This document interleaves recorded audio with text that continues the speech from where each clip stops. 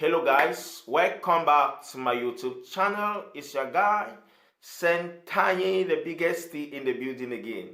So if you are tuning in for the first time, please consider to subscribe in my YouTube channel. So far I have uploaded 5 videos and I will encourage you to go and watch those videos. Especially Get to Know Me video, because there it will enable you to understand the trend in which we have been moving so far in this great family. I can tell you it has been an awesome moment that we have been working together. Yeah, so for today's video is about how to erase poverty out of your family. How to erase poverty out of your family. So stay with me. There are certain privileges that you can't have them until you come together as a corporate body. There are certain goals in life that you can't have them until you come together as a corporate body. There are certain subvention from the government that you as individual can't have them until you come together as a corporate body. As a matter of fact, individualism has failed us woefully. It has been one of the factors that has hurt the entire continent of Africa in particular, limitlessly in adverse poverty.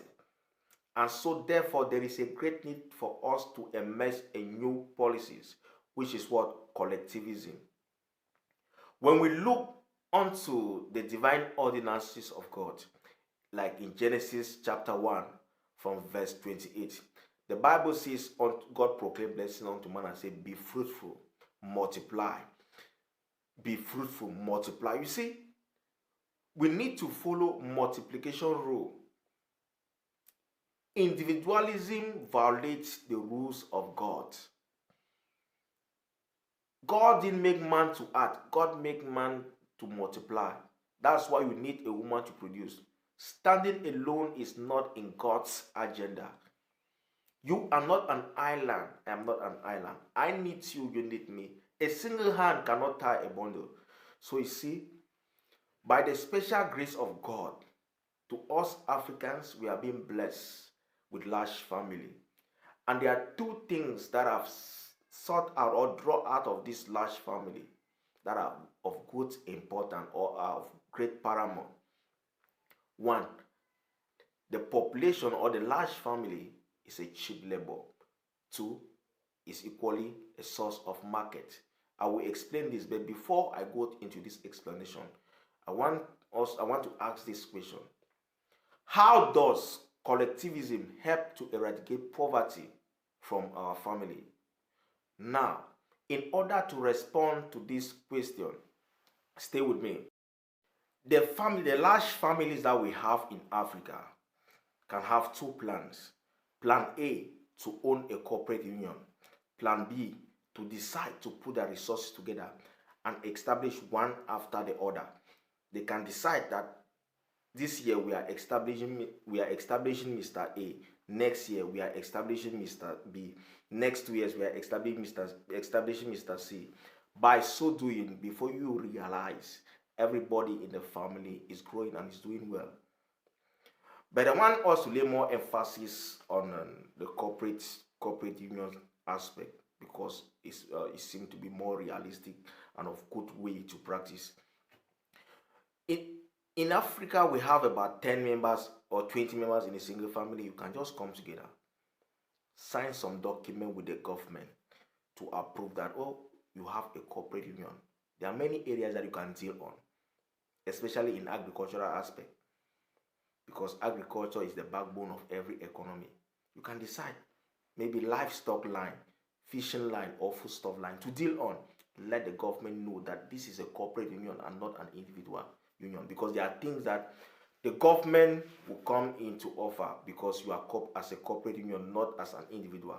It's easier for the government to assist corporate union than when you are working as a single individual. So that's it. Now, in that livestock production that you are dealing on, the government is interested in what you are doing, because you are contributing to the building of the nation. So the government will always come in to give assistance, grants, loan, and other facilities. At times, they even offer buildings and pay workers. Even at times, they take the tax to pay the workers, because what you are doing is contributing to nation building. So that's it. And that can only go a long way to eradicate poverty from that family. Yeah, the corporate union again is like a bank to the members of the family. You can come there and loan. It's not a big deal because you are already a member of that corporate union, and they can be deducting from your income or your dividend. So it's not a big deal. So it make life, collectivism make life easier to us. There's a great need for us to embrace collectivism because it make life more easier to us to live, especially to the people of Africa. We must not be ignorant of this. You will agree with me that knowledge is power. The information that you have, that information will either build you or destroy you. The information that we have received as concern individualism has destroyed us. As a matter of fact, it has paralyzed our economy because you can't tie a bundle with a single hand. And so we are now living a life of blame game, blaming our grandma and grandpa that they are responsible for our misfortune. No, it's the system that you have deployed. The system that has been put in place will either enable you to achieve greatness or will bring you backward. We need to upgrade our system. We need to abandon individualism and embrace collectivism. That is what we need now in this dispensation for changes to come. Coming here in China, I have seen a lot of the way these people do their things. Their family are not even large as compared to our own family in Africa. Maybe at times they have just about 5 persons in one family or 6, just like that. And 6 of them will just agree to come together. That okay, let's own a corporate union. Maybe they are dealing on foodstuff of life or livestock. That's what they are dealing on as a family. Maybe 5 of them, and they are doing well. The government now is interested in what they are doing because they are contributing to the building of the nation. The government will always come in to provide them with land, with other facilities, at times car and buildings. At times he won't take the chance to pay the tax to pay the workers. But they are of the same family. They just decide to come together as a corporate union. And that will go a long way to eradicate poverty from their family, because the government will always give cars to the corporate union. So you see, so there is a need for us Africans to hold on to collectivism. Individualism has failed us woefully. Let us practice collective work. Let's see how we can come together, put the little resources that we have. That's okay. Let's establish this business. Let this business be a family business. In China, it's common like that. Establish it. Then you see that okay, this year in this our business, the profit that we make in this business, we are going to be a mansion to Mr. A. Next year, the profit that we are going to make in this business, we are going to be a mansion to Mr. B. By so doing, before you realize, within a twinkle of an eye, the poverty that was entangling in your family, it has been eradicated. It's not magic, but the deploy of the secret of collectivism.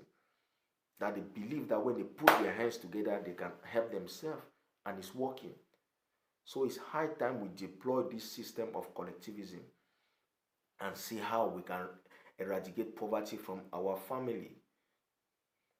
The strength of every broom depends on the number of that broom. United we stand, divided we fall. So that's it. African family need to wake up, especially we need to hold on to collectivism and see how we can do away with that poverty that have entangled on our neck for a very long period of time as a result of embracing individualism. But thank God that knowledge is power. From now henceforth, let us practice collectivism. Let's see how we can assist each other and grow as a family.